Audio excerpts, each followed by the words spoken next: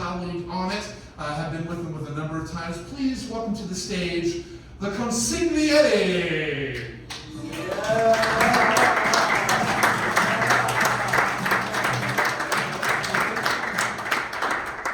Give it up for Ben Webb. This is one of my favorite people. Ben, come on out here. Ben. Oh. So let's give it up for our sound engineer, Sean, back there. He's the one that makes this whole thing happen.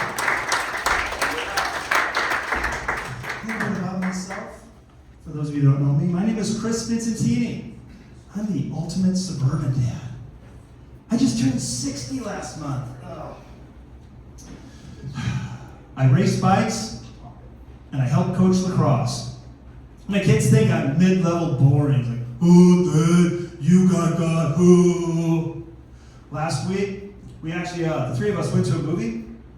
And we get home, and I say, what'd you guys think of the movie? How would you rate it, 1 to 10? My youngest son goes, I don't know, Dad. It was either a 6, he smiles, or a 7. Oh, I said it. And then all of a sudden my older son goes, oh, he said it. They're running around like a couple of stunads. Look, in my day, when we said 69, at least it meant something. Oh! We also, in my day and age, we had art. We had philosophy. We had philosophers, people we could look up to. We had Cornholio. Now, Cornholio had a mission. He was driven. He had something he was always looking for. Anybody who knows Cornholio, what was he looking for? TP for the bunghole. TP for his bunghole, yes. There is a person that had vision, clarity, focus. Now, my kids have no idea what I do for a living. They don't know about this thing of ours. So, every now and again, they'd ask me, Dad, what do you do? And I tell them, don't ever ask me about my business. Sorry. So, it always goes on and on. They said, well, what do you really do? Well, I don't tell them this. Let's just say I handle family assets. Not the kind you find at Berkshire Hathaway right over here. The kind that you find, I don't know, wrapped in plastic. You'll meet that guy later. Hey, let's go out, let's meet some of you all right now. How about it? Hi, I'm Chris. Who are you? Hey, Chris, I'm Dawn. Dawn, how are you? Hey, Dawn? Dawn from New York. Dawn from New York, okay? But don't piss her off.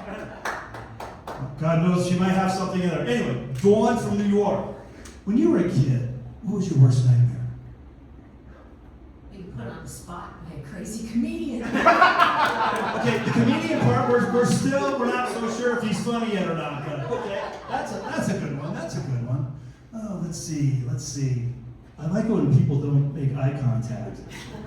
Hey, so there we go, sir. Hi, I'm Chris. What's your name? Anson. Okay, when you were a child, what was your very worst nightmare? Moving to Omaha. Moving to Omaha? Okay. Now, real quick, people move to Omaha for 2 reasons, love or money. Which was it? A career, actually. Money. Okay. So, money, okay. Hi, I'm Chris. Hello. And you are? Taylor. How you doing, Taylor? Good. What was your worst nightmare? My parents dying. Parents dying? Very understandable. Not what I'm looking for, though. Okay, do we take a risk? No, not. Let's go down here. How you doing? I'm Chris. I'm Jake. Nice to meet you, Dick. When you were a child, what was your worst nightmare? Moving to the city? Moving to the city? Lived in the country? Yeah. What about the city? I mean, what's not there to hate? Well, God knows we all hate this fucking streetcar construction out here, am I right? Yeah, fuck that streetcar construction. Come on. Oh, yeah. Okay, how about one more here? Another person not looking at me. Hi, I'm Chris. You are? Susan. Susan, when you were a kid, don't help her. Okay. Well, okay, you move down. You move away. Come on. Okay, it's just you and me, sweetheart. When you were a kid, what was your worst nightmare? Marrying a West Side guy. Whoa! Well, let me guess. you send your kids to prep. Excuse me? You send your kids. Absolutely. Oh. Hey, everybody. Everybody. Hold on. What's my saying about prep? Fuck prep. Exactly. Yeah. Hey, thank you, everybody. Thank you for playing along. Thank you all. I appreciate that. So, I do coach lacrosse. I love lacrosse. I wish they would have had it here in Omaha when I was a kid. It's fun sport. It's alpha sport. It's football with weapons. Okay? So, constant movement. Now, it's kind of like hockey because when you sub, you just pull a person off. You'll say like their name and then off, or their name and then come. So it'll be like, hey, Chris, off. And so I run off. For the past 5 seasons, this high school team I helped coach, we've had at least one player named Jack. Yes, Jack. We were in Kansas City a year and a half ago playing. And we were playing this team, and they said, come. They had a player named BJ. So for the entire first half, we had to hear, BJ, come, fast. What? The ref dropped his whistle looking at the guy. Our parents in the stands looked in stunned disbelief. It's like, oh my God. So at halftime, I'm like, okay. I talk to our coaches. I go talk to the guy. I'm like, okay, I got this. Now, imagine high school football coach from the 1980s. You know, peaked in high school guy, tight pants. I go, hey coach, you might want to use something different other than come to get your players off the field. He gets pissed at me. He goes, don't you fucking tell me how to coach my players. Coach, you have a player named BJ. Oh, shit. I never realized that. I go, yeah, I'm pretty sure every time you yell, BJ, come fast, he purposely runs slow just so he hears that over and over and over again. So, that's not even the worst of it. The worst of it was my wife happened to be down there. And she leans over the railing and goes, hey, Vincentini, BJ, come fast. You should take some notes. Maybe you'll learn something. Jesus, God, my own wife. So later that summer, both of my kids played college lacrosse. My youngest son was being recruited. And we're on a visit to the school. And he looks at me and he whispers, hey, Dad, I really don't want to go here. Can you get me out of this? Now, those of you that know me, I take parenting very seriously. I view, I want to counsel them. I want to lead them. I want to guide them. I want to do great things. I want to teach them when the going gets tough, you just don't quit. You burn that bridge down so far that they'll never, ever come back. And after you burn that bridge down, you salt the land so nothing will ever grow. And then you send them a note so they know it's personal. So I just turn and go, I got you.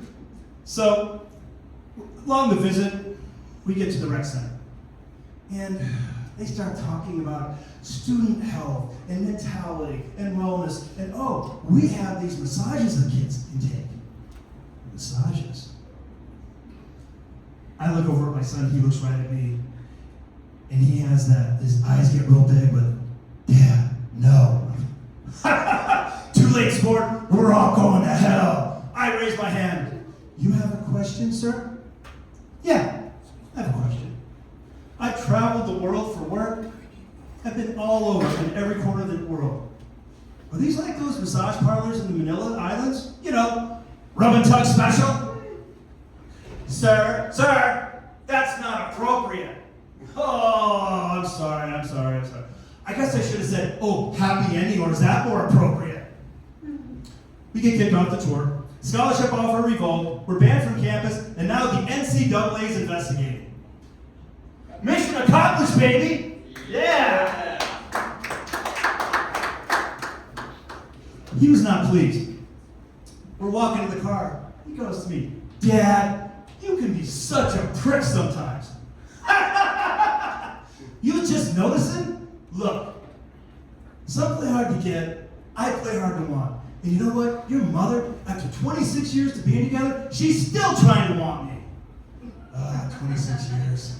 That's commitment, folks, isn't it? So, he was pissed off. He was in a mood. It was a quiet drive home.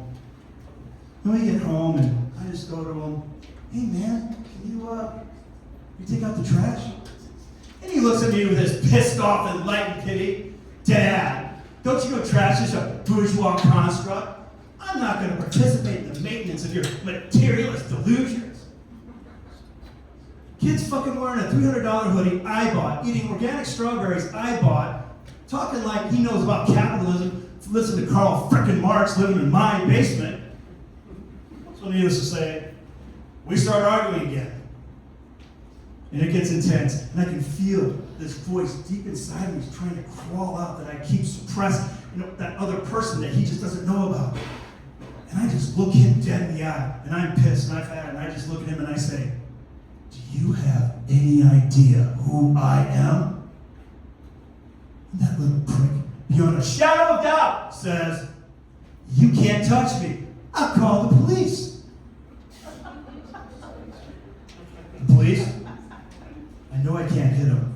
But finally, that voice deep down inside of me, that's been crawling, that's been deep in my soul, that I keep from my family, he starts coming out.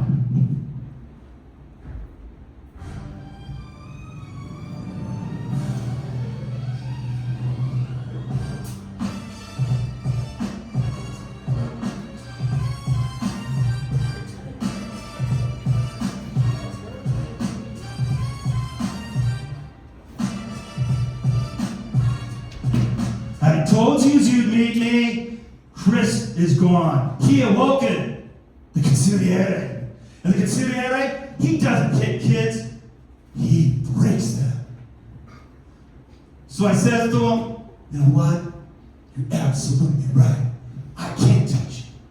But you want to know what I can do to you? I can tell you in great, horrifying detail how I fucked your mom last night. Oh! So the answer to use questions? Come on, it's not those are not our worst nightmares. Our worst nightmares are mom getting late. Oh, mamma mia. So I says to him, you're laying in bed at night, and you hear those thumps, and you think the house is haunted? Oh no. Those sounds you hear are me deconstructing your bourgeois concepts of your mother every single night. And with a rebel yell, she cries, more, more, more. Except it was 2:30 on a Tuesday when the youth was a youth group. Do you ever hear your mother gagging at night? Do you get down on your knees and do you pray to the Lord above? Please, God, let her be brushing her teeth. Spoiler alert, there wasn't a toothbrush inside, kid. Do you remember before you started playing lacrosse, when you was playing soccer, and your mom and I, we used to drop you off at soccer practice, and we'd tell you, hey man, have fun, do good in drills, score lots of goals. Well, I'm here to tell you that your mother and I went home and we drilled each other over and over again, and I scored for 90 minutes straight, no halftime, pure endurance, go!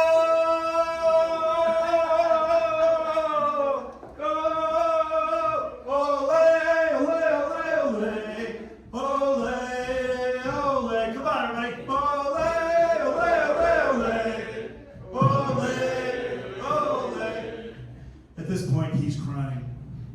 Dad, I'm sorry. At that point, he learned 3 very important lessons. Philosophy does not take out the trash. I'm the one that's seen your mother's bourgeois constructs. Me and the government, we don't negotiate with terrorists. Now grab that glad bag right there. Blackstone, I looked him right in the eye. And I told him, say my name.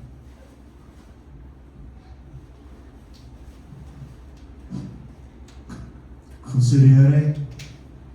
You're goddamn right. I'm the Consigliere. He was Chris Vincentini. And remember, Blackstone, don't make me call my people. Oh!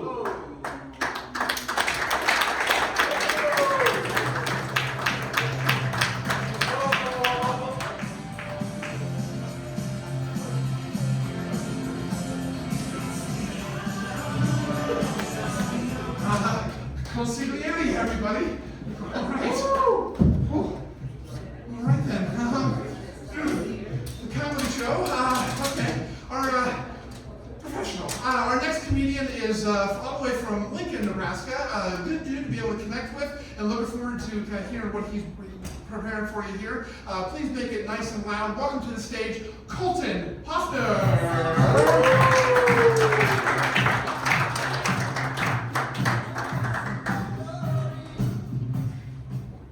So I know what you're thinking. I look like what parents fear would happen to their kids if they were to step into like a hot topic. Which, fair, I do look like the drummer in most pop punk bands. But like, also, that's just a guy in a metal shirt.